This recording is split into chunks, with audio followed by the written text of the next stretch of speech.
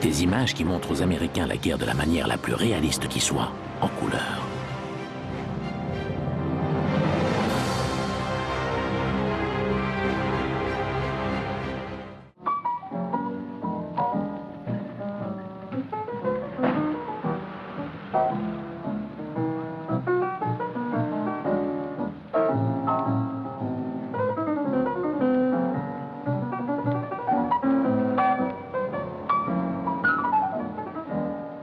En 1943, le monde est en guerre. L'Amérique se bat dans le Pacifique.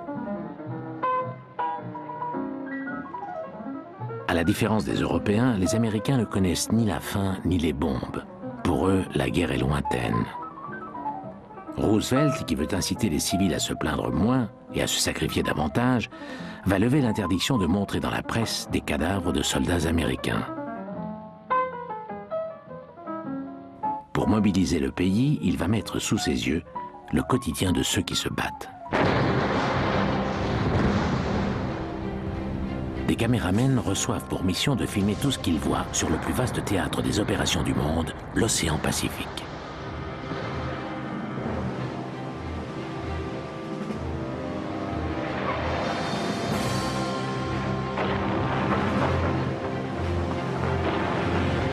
Des images qui montrent aux Américains la guerre de la manière la plus réaliste qui soit, en couleur.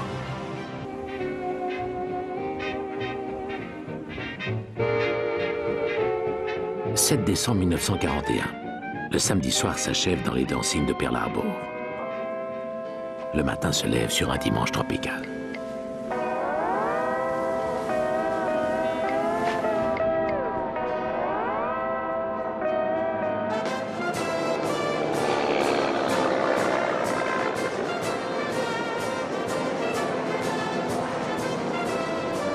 Brusquement, des avions japonais surgis de nulle part survolent Hawaï. Les premières bombes frappent à 7h40. Elles visent l'escadre américaine du Pacifique, stationnée à Pearl Harbor.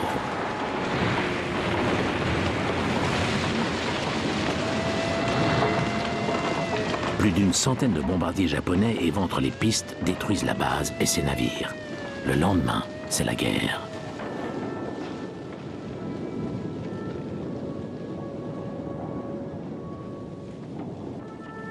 Ces images sorties des archives nationales américaines ne sont pas authentiques pour autant.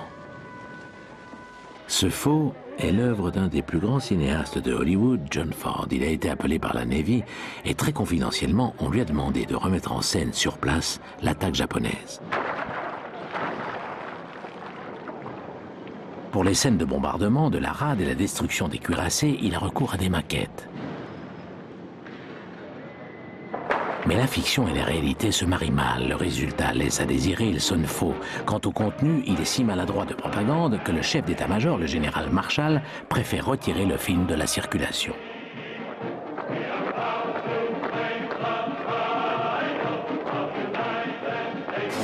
Roosevelt, qui connaît l'impact des images sur l'opinion, décide de traiter la guerre avec réalisme. Il envoie des caméras filmer la vie des hommes en première ligne, à commencer par les porte-avions rescapés de Pearl Harbor. Au début de 1942, ils partent en guerre, cap à l'ouest, à la recherche de la flotte japonaise dans le Pacifique.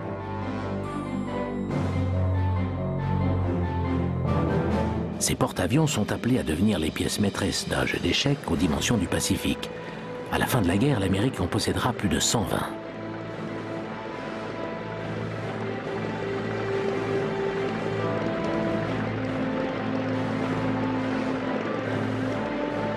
Un porte-avions lourd, c'est une centaine d'avions, des milliers de litres d'essence, des tonnes d'explosifs et 3000 hommes d'équipage.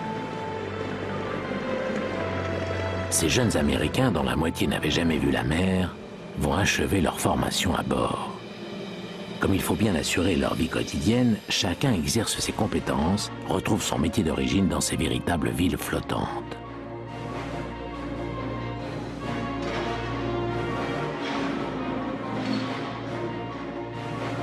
L'hôpital n'est pas encore débordé, les patients sont rares.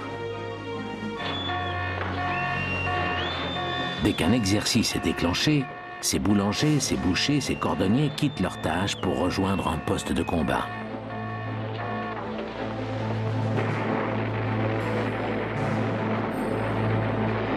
Cette multitude de marins est au service d'une poignée d'aviateurs, les pilotes de l'aéronavale.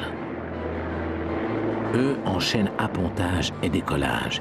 Ils apprivoisent le pont étroit et court de ces porte-avions sans cesse en mouvement. Les sensations n'ont rien à voir avec ce qu'ils ont connu à terre. Le maître de ce ballet aérien, c'est le Batman. La moindre approximation de sa part, ou de celle du pilote, peut se révéler catastrophique.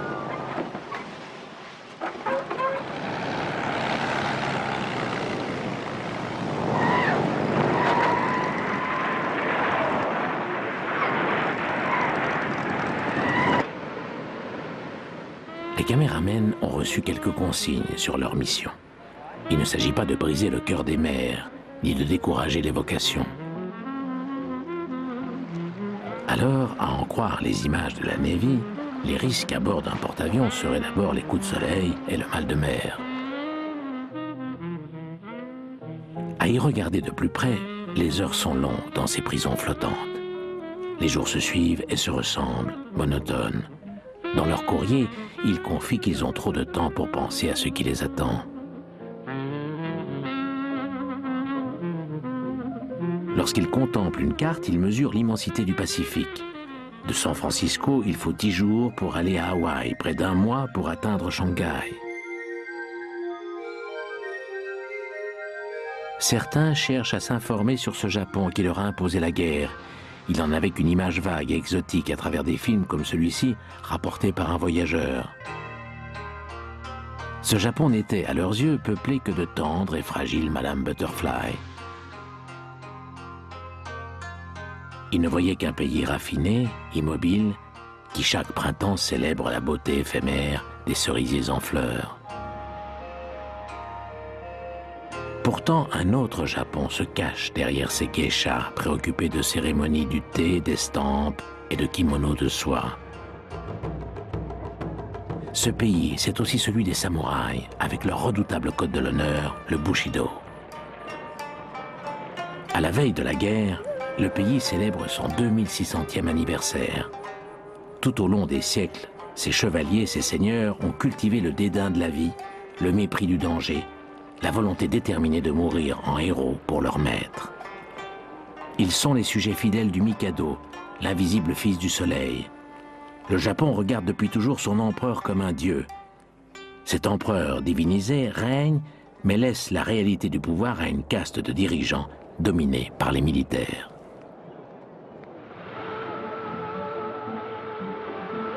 Si les traditions sont immuables, le progrès en moins de 100 ans a fait du Japon une nation moderne. Pourquoi ne pas imiter l'Occident, s'interrogent les militaires japonais. Pourquoi ne pas se tailler un empire colonial et s'accaparer ces richesses naturelles qui font défaut au pays? La Chine, son voisin, est une proie toute trouvée.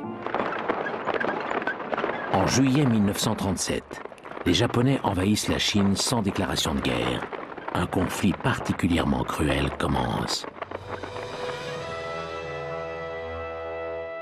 Lorsque Francis Line, un amateur américain, tourne ces images, il doit demander l'autorisation à l'occupant japonais.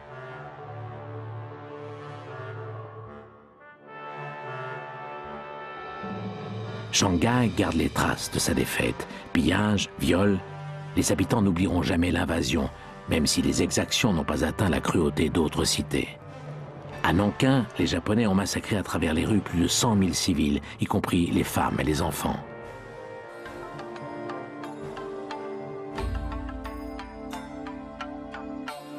Shanghai est à l'époque la première place financière et le plus grand port chinois. La cité des aventures et des aventuriers. Tintin et Malraux ont arpenté ces rues.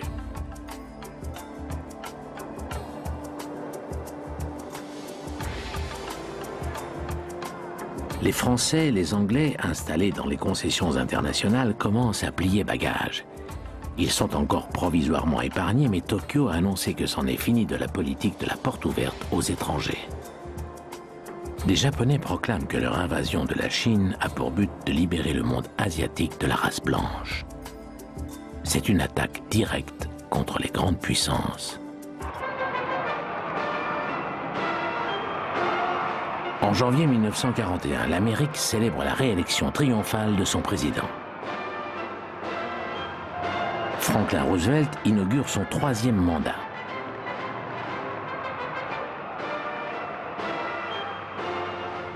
Le président américain, qui sent grandir la menace en Extrême-Orient, s'oppose aux prétentions japonaises. Il annonce un embargo sur les fournitures de pétrole au Japon. La menace est mortelle pour ce pays dépourvu de sources d'énergie. La réponse des Japonais à Roosevelt, ce sera Pearl Harbor.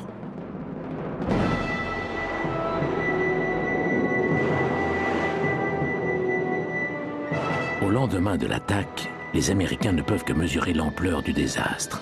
7 bateaux sont coulés, plus de 2000 Américains ont été tués. Roosevelt a déclaré la guerre au Japon, mais les militaires constatent qu'ils ne disposent pas des moyens nécessaires à une riposte efficace. Les États-Unis vont devoir se résigner impuissants à l'expansion ennemie en Extrême-Orient.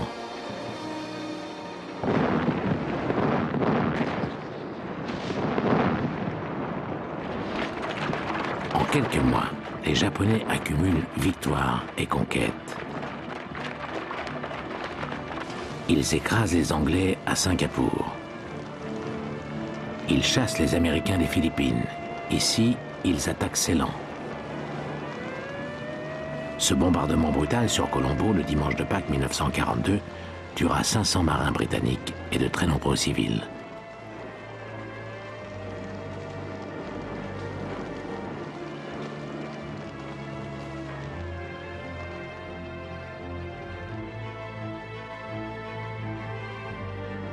Au peuple sous tutelle coloniale, les Japonais déclarent que l'Empire nippon va apporter la liberté et qu'il les affranchira de l'impérialisme étranger.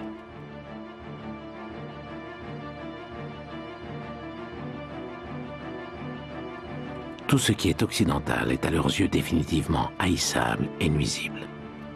Mais derrière ce discours, il y a la réalité, les richesses de ces colonies qu'ils convoitent, l'Indonésie néerlandaise et son pétrole, la Malaisie et son caoutchouc. Défaite après défaite, l'inexorable progression des Japonais à travers le Pacifique place chaque jour plus bas le moral des Américains. Roosevelt réclame à son état-major une riposte spectaculaire. Il faut prouver que l'adversaire n'est pas à l'abri des coups.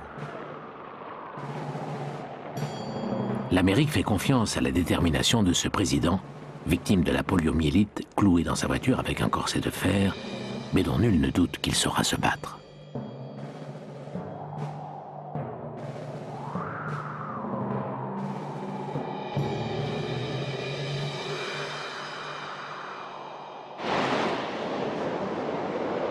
Les Américains vont imaginer un raid mémorable contre le Japon.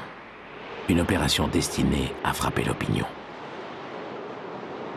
C'est le lieutenant-colonel Doolittle, célèbre aviateur de l'entre-deux-guerres, qui a été chargé de mettre en œuvre un projet a priori chimérique, bombarder Tokyo. À l'époque, aucun avion n'est en mesure de voler jusqu'au Japon. Pourtant, un porte-avions continue à filer droit devant lui, au nord-ouest du Pacifique. Doolittle, protégé par une douzaine de navires, se prépare à faire décoller du Hornet des bombardiers B-25. Ces avions de 15 tonnes n'ont jamais été conçus pour les porte-avions. Ils décollent sur des pistes de près d'1 kilomètre. Doolittle a affirmé que ses pilotes pouvaient se contenter des 200 mètres du pont d'envol. Chaque jour, l'hydravion d'observation est catapulté. Il fouille la mer aux alentours pour vérifier que la voie est libre, qu'aucun navire de guerre japonais ne risque de croiser leur route.